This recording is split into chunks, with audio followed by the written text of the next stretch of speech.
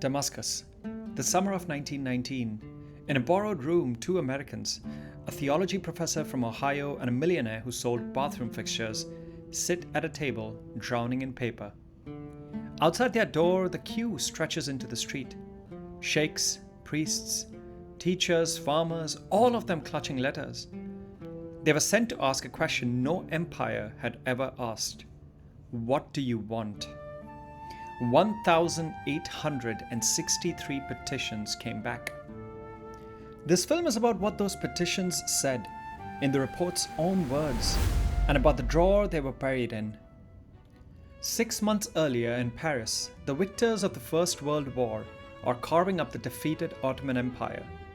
Britain and France have already drawn their lines in secret, Sykes and Picot. But Woodrow Wilson arrives preaching self-determination and proposes the unthinkable. Go and ask the inhabitants. France refuses to take part.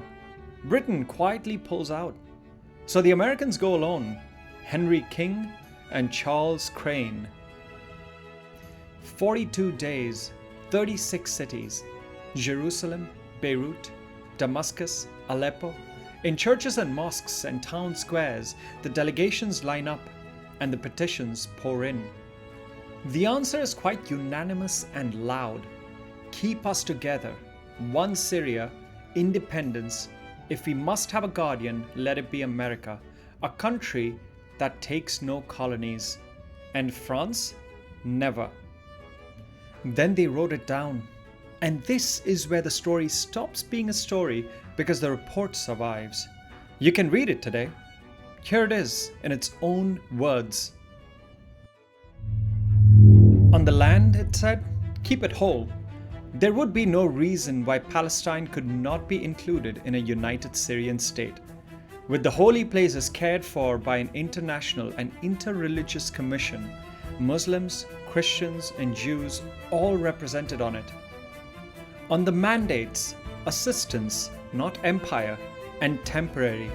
America first, if anyone. Britain second. France never.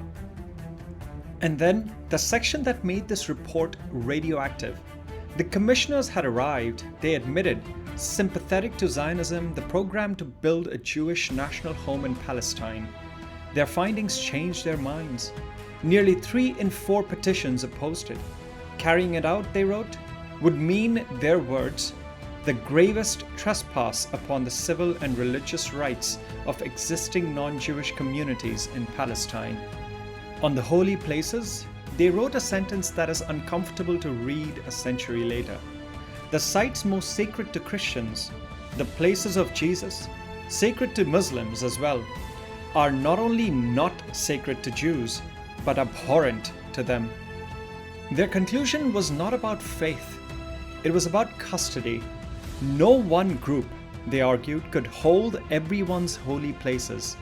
Only an international body could. So they recommended the Zionist program be seriously modified, cut back, and they attached a number. The program, they warned, could be carried out only by force of arms, and the officers they consulted estimated not less than 50,000 soldiers would be required just to begin. A report that predicted the next century with a troop estimate. It reached Paris on August the 28th, 1919, and then nothing. Weeks later, Wilson collapsed. A stroke. The one man with reasons to fight for it could no longer fight for anything. We don't even know if he ever read it. San Remo, 1920. France takes Syria and Lebanon. Britain takes Palestine and Iraq. Almost the exact opposite of every recommendation.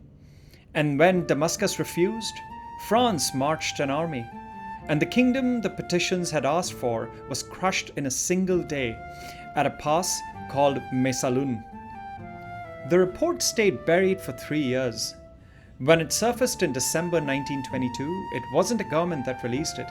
A trade magazine printed it under the headline, "A Suppressed Official Document." By then, every border it warned against was drawn. The armies it predicted with a number were already marching. They asked, the people answered 1,863 times. And the answer was still sitting in the archive. The drawer is open now. Will you read it? Next time, the king so rich that his generosity broke a national economy.